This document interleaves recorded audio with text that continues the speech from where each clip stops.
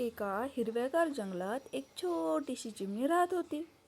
एके दिवशी तिला जमिनीवर चमकणारा सोन्यासारखा गव्हाचा दाणा सापडला. चिमणी खूप आनंदी झाली. हा दाणा मी माझ्या मित्रांसोबत वाटून खाईन असा विचार करायला लागली. आणि काय झालं? ती दाणा घेऊन ससा, खार आणि कबुतराकडे गेली. सर्वांनी मिळून तो दाणा पेरला. आणि मग काही दिवसांनी त्या ठिकाणी सुंदर गव्हाचे पीक उगवले. सगळे जण हॅपी झाले. आता एका दाण्याऐवजी हजारो दाणे मिळाले.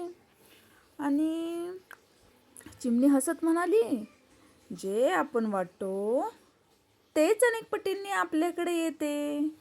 आणि मनातल्या मनात हसत होती, खूप हसत होती. सगळे तिच्याकडे बघतच राहिले. मग याचा अर्थ काय होतो? वाटून खाल्ल्याने आनंद वाढतो आणि चांगल्या कामाचे फळ नेहमीच गोड असते.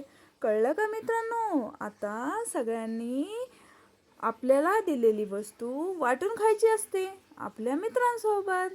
Thank you.